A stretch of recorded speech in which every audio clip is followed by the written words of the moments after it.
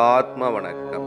ஆத்மபிதா சுவாமி சிவானந்த பரமஹம்சர் அவர்கள் அருளிய பிரம்மமும் மாயையும்.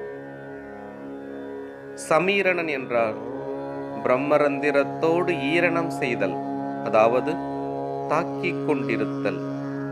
பிரம்மம் என்றால் நித்தியமாயிருக்கின்ற பொருள். அந்த பொருளுடன் தொட்டு வேறுபடாமல் முட்டிக்கொண்டிருக்கின்ற கதியே, அதாவது நடப்பே ஈரணம். அவ்விதமாயுள்ள கதியானது தன் உள்வழியாய் மேல் கீழ் நடந்து வெளியே விட்டு போகாமல் பிரம்மரந்திரத்தோடு தாக்கிக் கொண்டிருப்பதற்கு சமீரணன் என்றும், அப்படியல்லாமல் வெளியே சலித்துக் கொண்டிருக்கின்ற கதிக்கு வாயு என்றும் பெயர். அதனால் தன்னுடைய சக்தி எப்பொழுது தன்னில் லயிக்கின்றதோ அச்சமயத்தில் மற்றொன்றையும் அறிகிறதில்லை என்று நமக்கு கண்கூடாக அனுபவப்படவும், தன்னுடைய சலனத்தில் இருந்தேயாகும் தனக்கு எல்லா நிலைமைகளும் உண்டாகிறதென்று வெளிப்படவும் செய்கின்றன. தவிர தன்னுடைய சலனம் தன்னில் அடங்கி ஆலோசித்து கொண்டிருக்கும் போதுதான் நமக்கு உணர்வு உண்டாகின்றது.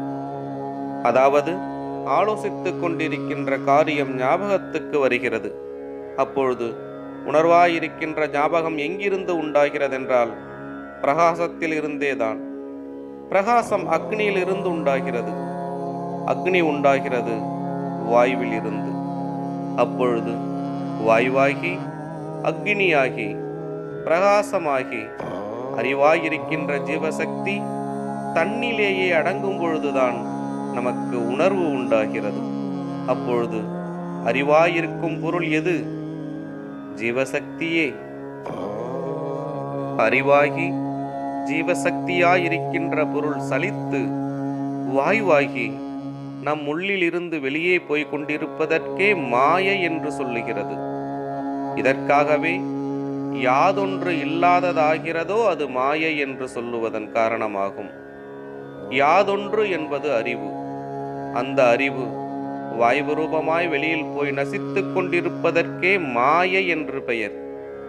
இதற்காகவே தன்னுடைய மாயை என்றும், தன்னிலிருந்து உட்பவித்தது, அதாவது உண்டானது என்றும் சொல்ல காரணம். தான் என்றால் யார் என்பதாய் நீர் கருதுகின்றீர்? தான் என்றால் அவனவனே. அப்பொழுது மாயையினுடைய உட்பவம், அதாவது உற்பத்தி எங்கிருந்து? அவனவனிலிருந்தே. ஆகையினால் மாயை என்பது மேலே சொல்லியபடி உண்டானதாகும். அதற்கு பிறகேயாகும் மனத்தினுடைய உற்பத்தி. அந்த மனமாகும் குரு. ஆத்ம வணக்கம்.